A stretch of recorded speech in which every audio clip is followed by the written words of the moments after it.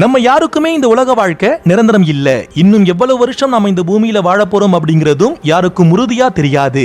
நம்ம வாழ்க்கையில ஒரு சில விஷயங்கள் நமக்கு தோணும், ஒரு சில விஷயங்கள் நமக்கு பிடிக்கும், ஒரு சில விஷயங்கள் நமக்கு தேவையா இருக்கும். ஆனா ஏதோ சில காரணங்களால ஒரு சில விஷயங்களை நாம அடையவும் மாட்டோம், அனுபவிக்கவும் மாட்டோம். சில பேர் சொல்லி நாம கேட்டிருப்போம், வாழ்க்கையில ஒரு சில வாய்ப்புகள் ஒரு முறை தான் கிடைக்கும்னு சொல்லுவாங்க.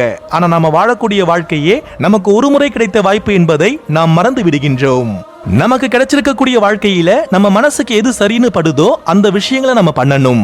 நமக்கும் மற்றவங்களுக்கும் பாதிப்பை ஏற்படுத்தாத எல்லா நியாயமான சந்தோஷத்தையும் நாம அனுபவிக்கணும்.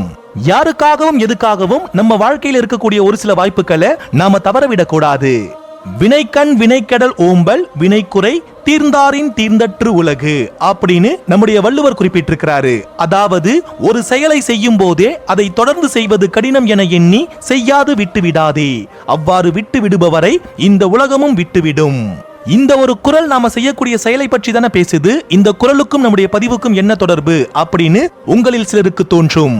உண்மைதான், நம்முடைய வாழ்க்கையில நம்ம பலவிதமான செயல்கள்ல ஈடுபடுவோம். ஆனா நம்ம செய்யக்கூடிய அத்தனை செயல்கள்லயுமே மிக முக்கியமான செயல் அப்படின்னா வாழ்தல். எதுக்காக நீங்க பிறந்தீங்க, எதுக்காக இந்த பூமிக்கு வந்தீங்கன்னு கேட்டீங்கன்னா ஒவ்வொருத்தரும் ஒவ்வொரு விதமான பதில் சொல்லுவாங்க. ஆனா பொதுவான ஒரு பதில் அப்படின்னா நாம அத்தனை பேருமே வாழ்வதற்காக பொதுவான ஒரு பதில் அப்படின்னா நாம் அத்தனை பேருமே இந்த பூமிக்கு வாழ்வதற்காக வந்திருக்கின்றோம்.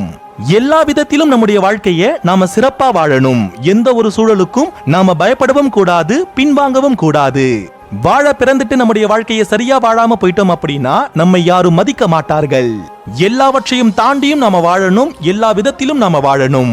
இந்த ஒரு மாறுபட்ட கண்ணோட்டத்துல இந்த குறளை நாம புரிஞ்சுக்க ஆரம்பிச்சோம் அப்படின்னா நமக்கு இன்னும் நிறைய காரியங்கள் விளங்க ஆரம்பிக்கும். வினைக்கண் வினைக்கடல் ஓம்பல் வினைக்குறை தீர்ந்தாரின் தீர்ந்தற்று உலகு. அதாவது ஒரு செயலை செய்யும் போதே அதை தொடர்ந்து செய்வது கடினம் என எண்ணி செய்யாது விட்டு விடாதே, அவ்வாறு விட்டு விடுபவரை இந்த உலகமும் விட்டுவிடும். இதுல செயல் அப்படின்னு வர இடத்துல வாழ்க்கை அப்படின்ற வார்த்தையை நிரப்பி படிச்சு பாருங்க. இதில் இருக்கக்கூடிய மறைப்பொருள் உங்களுக்கு விளங்க ஆரம்பிக்கும். வாழ்வை வாழும் போது தொடர்ந்து வாழ்வது கடினம் என எண்ணி வாழாமல் விட்டு விடாதே, அவ்வாறு விட்டு விடுபவரை இந்த உலகமும் விட்டுவிடும். உங்களுடைய தனிமையில் இந்த சிந்தனைகளை திரும்பவும் சிந்திச்சு பாருங்க. வாழ்வின் மேன்மை என்னவென்பது உங்களுக்கு உணர்த்தப்படும். நன்றிகள்.